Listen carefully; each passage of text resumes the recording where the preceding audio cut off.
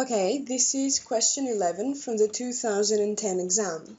For this question, we need to write down the number of slack and artificial variables that we need to use in order to solve the primal problem and then its dual problem. So I wrote down the theory for the dual problem.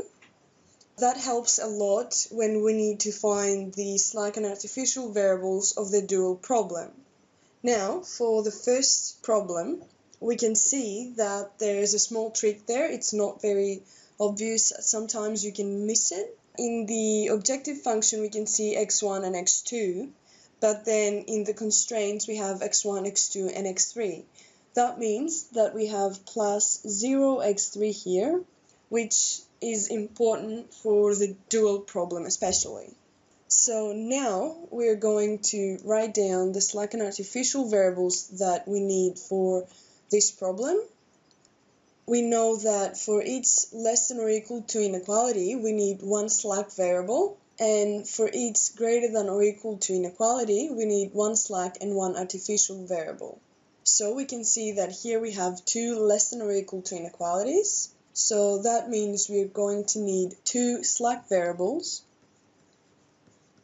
and then 0 artificial ones.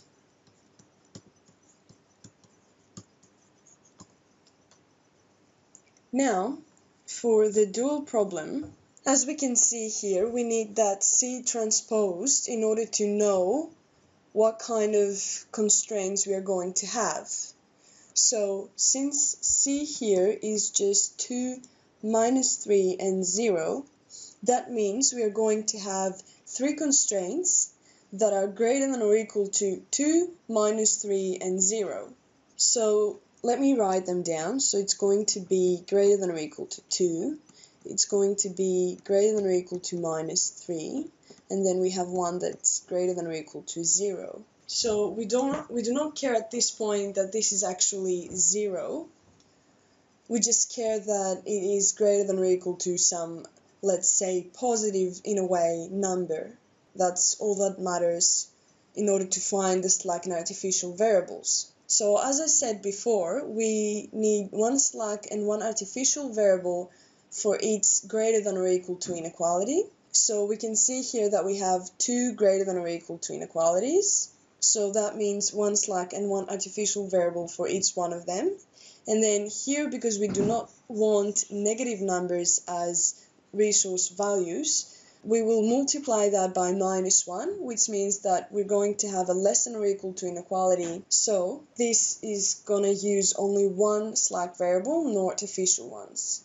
So overall, we are going to have three slack variables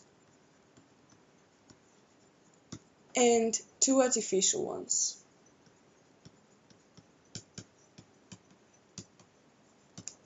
Now for the second problem, as we can see, it's again maximize. All our problems are maximized problems, which means that we do not need to do any further changes in order to write the problem as a maximized problem.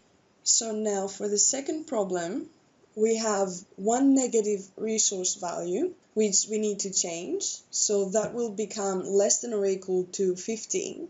And since it's less than or equal to, it will only need one slack variable, so one slack for that. And here we have greater than or equal to inequalities, so we're going to have one slack and one artificial one for each one of them.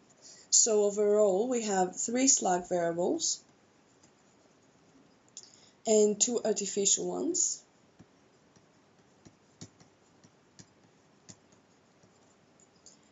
Now, for the dual problem, we can see that we do not have an extra x here that it's hiding or something, so that's good. We're going to have, from C transposed, three constraints, all with positive numbers, with positive resource values. So that means that we're going to have three greater than or equal to inequalities, and that means that we need to have one slack and one artificial variable for each one of them. So overall, we will have three slack variables and three artificial ones.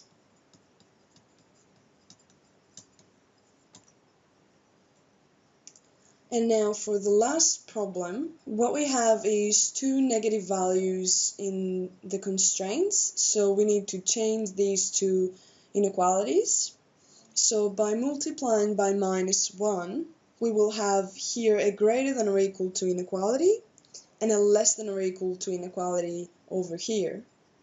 So since this is going to be greater than or equal to 3, and this is going to be less than or equal to 4, we need for this one slack and one artificial variable, for this one only one slack variable, and for this one we need one slack and one artificial variable.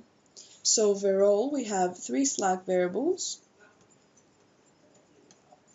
and 2 artificial ones.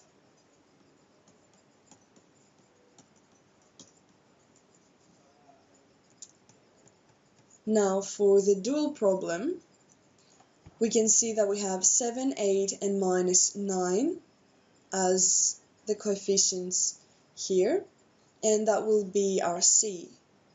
So when we do the dual problem, we will have 3 constraints, 2 of them greater than or equal to inequalities, and 1 will be less than or equal to inequality. So that means that we're going to have 3 slack variables and 2 artificial ones.